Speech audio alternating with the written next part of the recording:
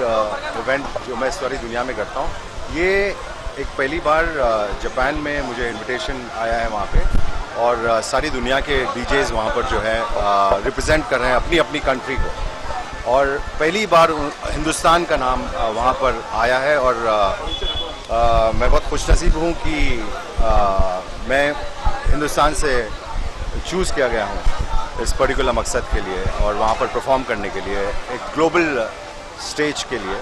और ये सिर्फ मेरे लिए नहीं, सारी हिंदुस्तान के लिए एक बहुत ही गर्व की बात है। कम से कम 4 हफ्ते से तैयारी कर रहा हूँ इसकी, और इनिशियल जो मेरा जो ओपनिंग ट्रैक होगा वो होगा वंदे मातरम, और बिकॉज मैं हिंदुस्तान को रिप्रेजेंट कर रहा हूँ। हम सबको पता है कि रजनीकांत एक बहुत बड़े आर्टिस्ट वहाँ पे जिसको लोग पसंद करते हैं, और हमारी म्यूज़िक हमारी फिल्में वहाँ पे आस्ते आस्ते बढ़ रही हैं, लोग देखना पसंद कर रहे हैं, म्यूज़िक सुन रहे हैं। फैंटास्टिक प्लेस और बहुत फ्यूचरिस्टिक जगह है, और वहाँ पे म्यूजिक भी बहुत फ्यूचरिस्टिक होगा।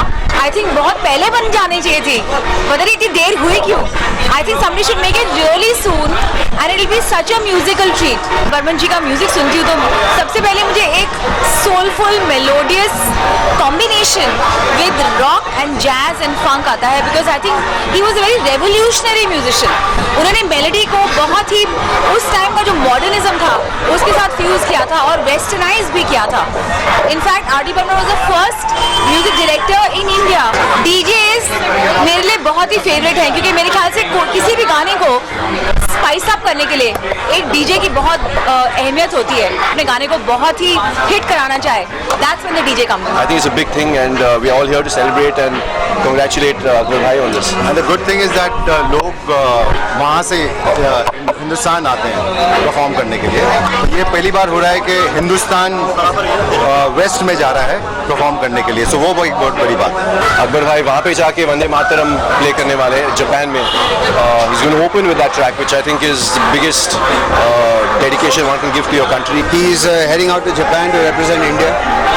बहुत बड़ी फेस्टिवल है, तो वहाँ पर बजाने जा रहे हैं हमारे देश की तरफ से, तो बहुत अच्छी बात है। इंडिया को रिप्रेजेंट करना, ये एक्चुअली मैं जानता हूँ क्या होता है, उसकी अहमियत क्या होती है, क्योंकि अभी इंडिया से पहला डीजे जा रहा है फेस्टिवल में परफॉर्मेंस का करने के लिए जापान में।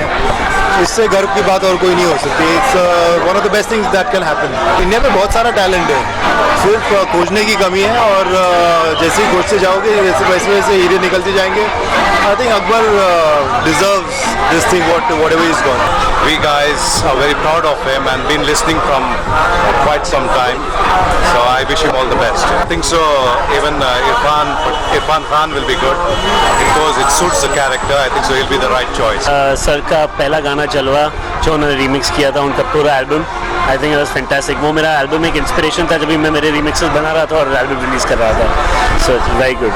अगर हमको कहीं किसी के साथ स्पिन करना है तो मैं शायद डेविड गेटा और अविची को बोलूँगा कि हमारे सामने आए और म्यूज़िक बजाए, पर देखते हैं कि हम लोग कैसे बजाते हैं। Wish him all the best, क्योंकि डीजेइंग का आर्ट जो है हमने बाहर से ही सीखा, लेकिन इस मामले को यहाँ तक लेके जाना और एक मुकाम हासिल करना डीजेइंग में इंडिया के लिए बड़ा गर्व की बात है। When we used to have only Doordarshan 1 and Doordarshan 2, that's the time when we both were DJs.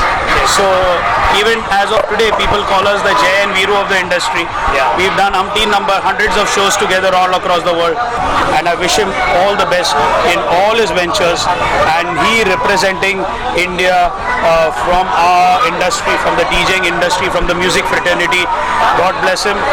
God bless Akbar Sami. पूरे कंट्री में जब सिर्फ 3 डिस्को हुआ करते थे, कोई बार नहीं था, वाइन शॉप नहीं था, वाइन अलाउड नहीं था, तो तब से हम ये सब कर रहे हैं। रिकॉर्ड्स बजाते थे, एयर होस्टेस को पैसे देते थे, रिकॉर्ड्स लाते थे।